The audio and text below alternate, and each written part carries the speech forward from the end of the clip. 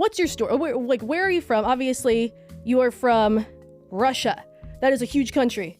That was just the most like ignorant American thing I could say. Tell me about where you're from. How just tell. Let's start from the beginning. What is your story? My story is both my parents are from Russia, and I technically was born here, but I have lived in Russia many years.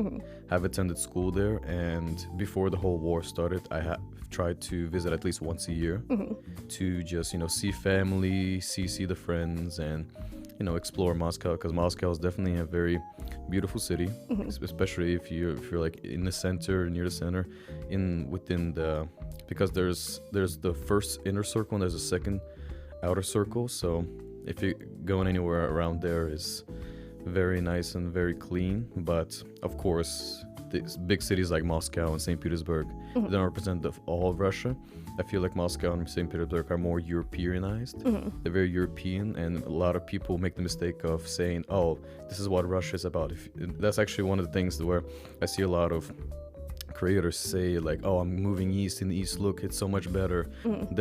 They're more traditional, less woke, and look how I'm living. And in reality, that's only the reality of like big cities like Moscow and St. Petersburg. If you go outside of them, life isn't as spectacular, and mostly people living in villages and living very poor lives. Perception is not the same like a lot of people make it seem.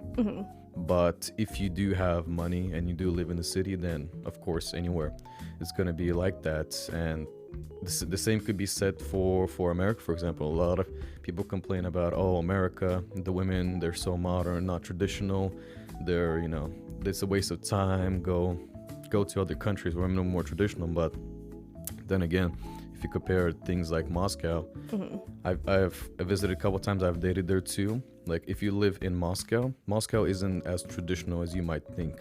Just like in any American city, the whole concept of hookup culture and keeping things like casual, that's something that also exists in Moscow. And I went on dates with women talking about how Russia, it's traditional, and they were like, oh, no. I went on dates with many men that talked about the casual fling. They're like, oh, you want to keep it casual and stuff like that. It's not to say there aren't traditional women living in Moscow, but the same could be said for America, where in the cities, the dating scene how it is. But if you go to like the Midwest or to like more rural areas, the women there, of course, are going to be more traditional. So that's why I don't really agree as much with the whole concept of going abroad to find a traditional wife, because I think you can find what you're looking for within your own country. You just have to know where to look for it. Exactly. And I think like what's kind of interesting too is like I think a lot of people are the same everywhere, and like I think we all like think the grass is greener. But it was funny, like I think people like there's that saying of like the more things change, the more they stay the same.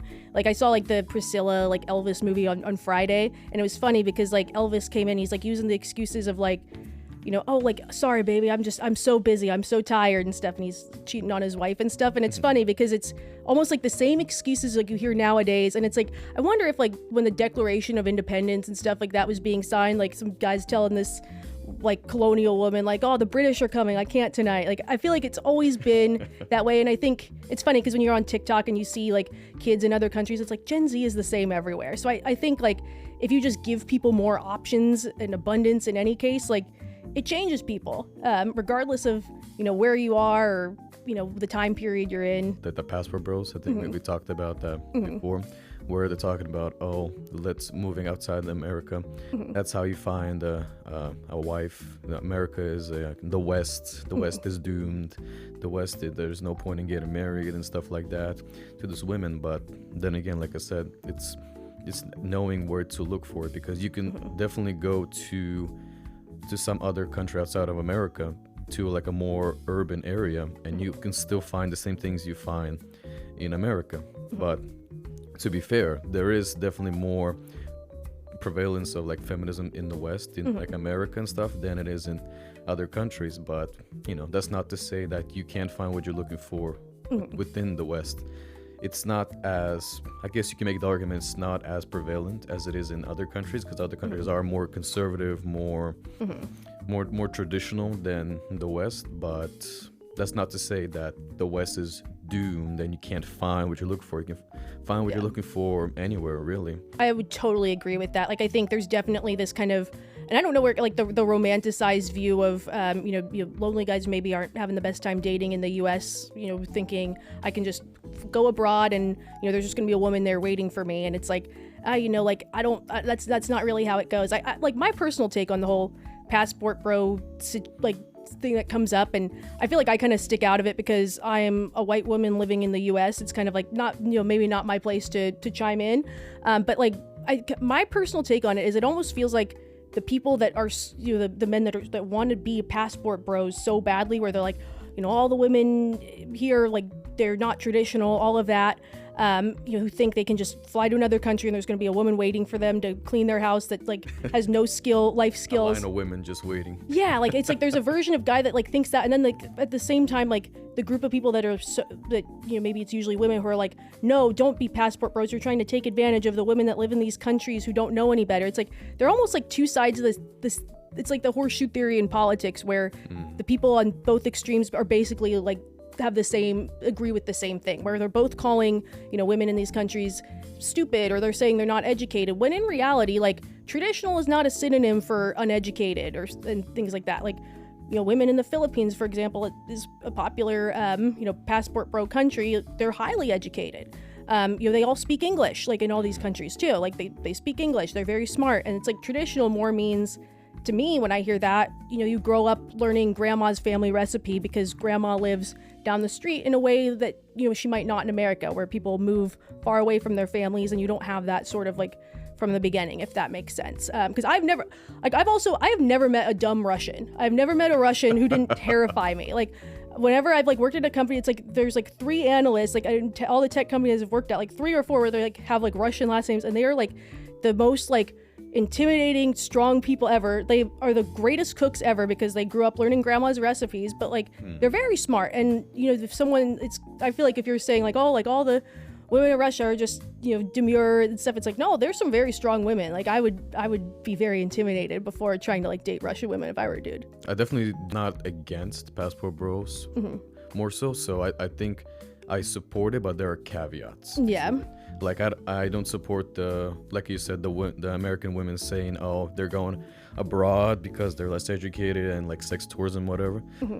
It is true sometimes that does happen, but that doesn't mean that if a guy decides to do that he automatically is doing that to take advantage of them. And like you said, abroad there are many educated women. I mean, we had the bromad guy. Yeah, digital bromad. I like him. Yeah, he has definitely made a lot of videos where he's in different countries with different women. He also got accused of that, and then it got so bad that the women had to go out and actually speak out, be like, hey, that's actually kind of hurtful. They're calling me and other women, uneducated, when in reality, me, for example, I am very educated. I have a master's and have a job and this and that. So definitely don't support that. But also the other side of the spectrum where men think, oh, the grass is green on the other side, that if they go abroad, then everything's going to be sunshine and rainbows. But in reality, like I think Angela made a good point about this when she went on a podcast where she talked about like the reality, like if you want to be a passport bro, but you're out of shape, you don't have any money, you don't work on your style, your looks, something bare minimum like having a clean cut haircut, dressing like more or less stylish. And there's a misconception for some guys that if you go abroad, that women will just accept you as you are, and just because you're a white American, and suddenly they're gonna be lining up like. No, I mean that will be true, but for like the gold diggers, they hear that you're white American, oh, passport, and that's gonna be true. They're gonna come for you only for your passport. So you marry them, they get the American passport, bring you back. So that's the argument that some use who are against them, like especially the women here. They say, oh, they're just with you for your passport. Well, that could be true for some, but if you actually work on yourself, like we discussed, the dollar goes a long way abroad. So you don't even have to earn a lot of money. You just have to earn some money for you to be able to go to a different country and take advantage of the power of the dollar over abroad. But also, if you want to attract the high quality women that you want abroad, you also have to be a high quality man yourself, because no woman abroad wants an average American guy who has nothing going for him. Something simple as just having like personality. You don't have to be a good looking guy. You don't have to be tall. You just have to be a genuine nice guy who a woman would find enjoyable, being with you. And knowing the language is also something that could be an invitation. I mean, if you have a plan in your idea to move somewhere specifically, like if you want to move to like South America, say, or Central America, then if you actually try to at least learn some Spanish, that'll also be very advantageous for you. Because if you just go abroad and just speak English, you're an American. Yeah.